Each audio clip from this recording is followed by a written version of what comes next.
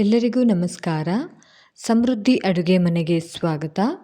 ನಾನಿಲ್ಲಿ ರಸಭರಿತವಾದಂತಹ ಜಿಲೇಬಿನ ಮಾಡೋದಕ್ಕೆ 1.5 ಕಪ್ ಆಗುವಷ್ಟು ಮೈದಾ ಹಿಟ್ಟನ್ನು ತಗೊಂಡಿದ್ದೀನಿ. ಹಾಗೆ 1/4 ಕಪ್ ಆಗುವಷ್ಟು ತುಪ್ಪವನ್ನು ತಗೊಂಡಿದ್ದೀನಿ.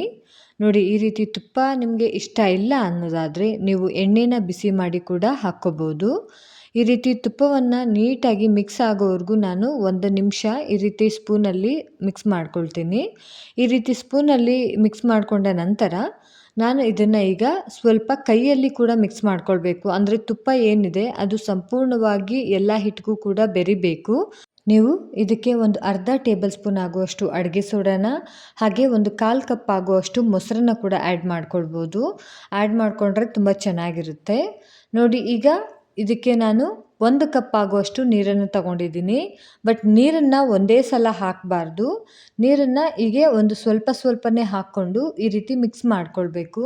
ನೀವು ಒಂದೇ ಸಲ ನೀರು ಹಾಕಿಬಿಟ್ರೆ ತುಂಬ ನೀರು ಆಗಿಬಿಡುತ್ತೆ. ಅದಕ್ಕೋಸ್ಕರ ನಮಗೆ ಅಳತೆ ಸಿಗೋದಿಲ್ಲ. ಅದಕ್ಕೋಸ್ಕರ ಈ ರೀತಿ ಸ್ವಲ್ಪನೇ ನೀರನ್ನು ಹಾಕ್ಕೊಂಡು ನಮಗೆ ಯಾವ ಒಂದು ಹದದಲ್ಲಿ ಬೇಕು ಆ ಹದದಲ್ಲಿ ಜಿಲೇಬಿನ ನಾವು ಮಿಕ್ಸ್ ಮಾಡ್ಕೊಳ್ಬೇಕು. ಯಾರೆಲ್ಲ ನನ್ನ ಚಾನಲ್ನ ಸಬ್ಸ್ಕ್ರೈಬ್ ಮಾಡಿಲ್ಲ ದಯವಿಟ್ಟು ಸಬ್ಸ್ಕ್ರೈಬ್ ಮಾಡ್ಕೊಳ್ಳಿ. ನೋಡಿ, ಈ ರೀತಿ ನಾವು ಮಿಕ್ಸ್ ಮಾಡ್ಕೊಳ್ತಿದ್ದಾಗ ನಮಗೆ ಯಾವ ಒಂದು ಹದದಲ್ಲಿ ಬೇಕು ಅಂತ ನಮಗೆ ಗೊತ್ತಾಗುತ್ತೆ. ನೋಡಿ, ಇಲ್ಲಿ ಇನ್ನೂ ಸ್ವಲ್ಪ ಗಟ್ಟಿ ಅನಿಸುತ್ತೆ.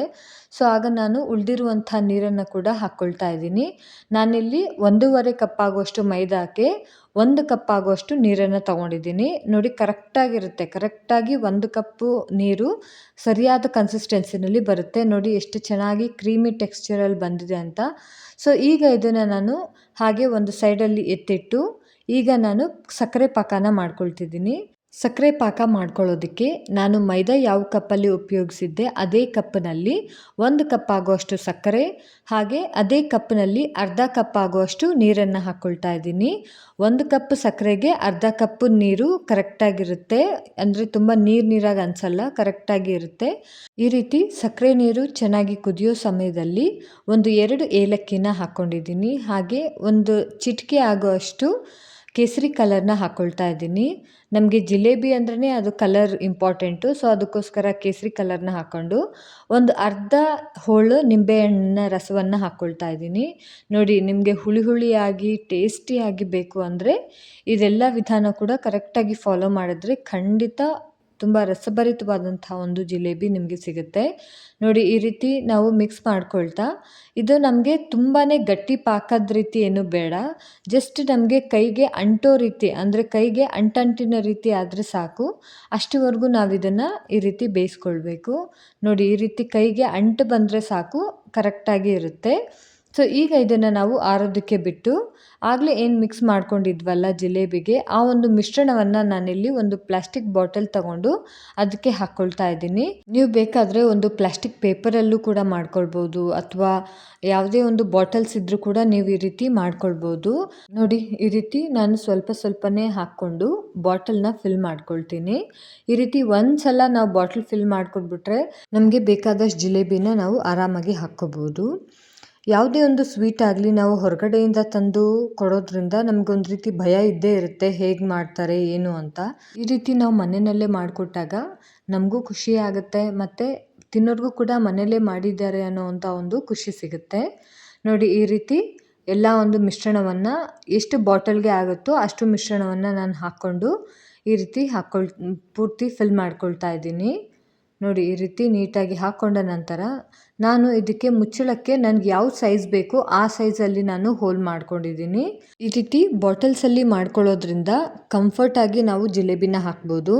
ಪೇಪರು ಅಥವಾ ಯಾವುದಾದ್ರೂ ಪ್ಲಾಸ್ಟಿಕ್ ಕವರ್ಗಳಿಂದ ಮಾಡೋದಕ್ಕೆ ಹೋದರೆ ಕೆಲವೊಂದು ಸಲ ಚೆಲ್ಲೋಗೋದು ಆ ರೀತಿ ಎಲ್ಲ ಆಗುತ್ತೆ.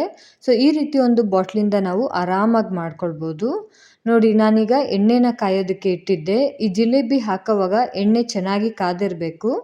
ಸೊ ಎಣ್ಣೆ ಚೆನ್ನಾಗಿ ಕಾದಿದ್ದ ನಂತರ ಇದನ್ನು ಮೀಡಿಯಮ್ ಫ್ಲೇಮಲ್ಲಿ ಇಟ್ಕೊಂಡು ನಾವು ಈ ರೀತಿ ನಮಗೆ ಯಾವ ಸೈಜಲ್ಲಿ ಬೇಕು ಆ ಸೈಜಲ್ಲಿ ಜಿಲೇಬಿನ ಹಾಕ್ಕೊಳ್ಬೋದು.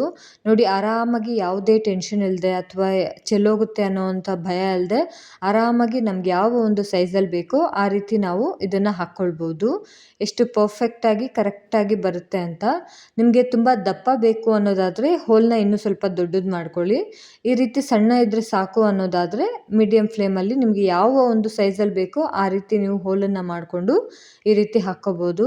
ನೋಡಿ ಈ ರೀತಿ ಚೆನ್ನಾಗಿ ಎರಡೂ ಕಡೆ ಇದನ್ನು ಚೆನ್ನಾಗಿ ಬೇಯಿಸ್ಕೊಳ್ಬೇಕು. ಜಸ್ಟ್ 1 ನಿಮಿಷ 1ರಿಂದ 1.5 ನಿಮಿಷ ತಗೊಳುತ್ತೆ ನೀಟಾಗಿ ಬೇಯೋದಕ್ಕೆ. ಮೀಡಿಯಮ್ ಫ್ಲೇಮಲ್ಲಿ ಇಟ್ಕೊಳ್ಳಿ.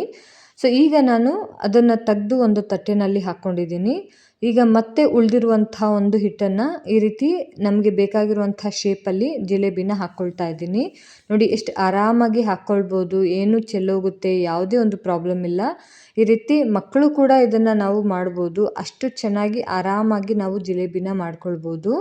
ಸೊ ನೀವು ಟ್ರೈ ಮಾಡಿ, ಹೇಗಿತ್ತು ಅಂತ ಕಮೆಂಟ್ ಮಾಡೋದನ್ನು ಮರಿಬೇಡಿ. ಹಾಗೆ ನಿಮಗೆ ಈ ರೆಸಿಪಿ ಇಷ್ಟ ಆಯಿತು ಅಂದರೆ ದಯವಿಟ್ಟು ಲೈಕ್ ಮಾಡಿ, ಶೇರ್ ಮಾಡಿ, ಹಾಗೆ ಹೇಗಿತ್ತು ಅಂತ ಕಮೆಂಟ್ ಮಾಡಿ.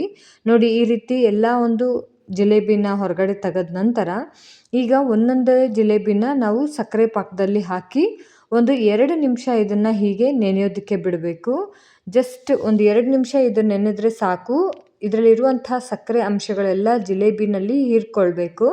ಸೊ ಈ ರೀತಿ ಒಂದು 2ರಿಂದ 3 ನಿಮಿಷ ಇದನ್ನು ಈ ರೀತಿ ನೆನೆಸ್ಕೊಂಡ್ರೆ ತುಂಬಾ ರುಚಿಯಾದಂಥ ಮತ್ತು ಸ್ವಾದಿಷ್ಟವಾದಂತಹ ರಸಭರಿತವಾದಂತಹ ಜಿಲೇಬಿ ರೆಡಿ ಆಗುತ್ತೆ.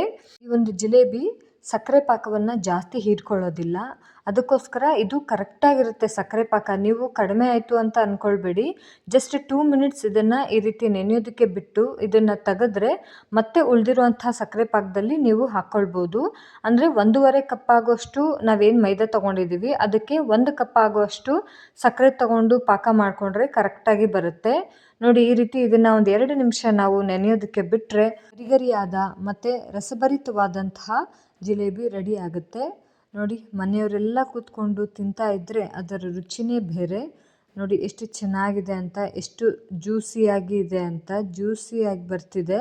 ಸೊ ಈ ಒಂದು ರೆಸಿಪಿನ ಟ್ರೈ ಮಾಡಿ, ಹೇಗಿತ್ತು ಅಂತ ಕಮೆಂಟ್ ಮಾಡಿ. ಹಾಗೆ ಇಷ್ಟೊತ್ತು ನನ್ನ ಚಾನೆಲ್ ನೋಡಿದ್ದಕ್ಕೆ ಧನ್ಯವಾದಗಳು.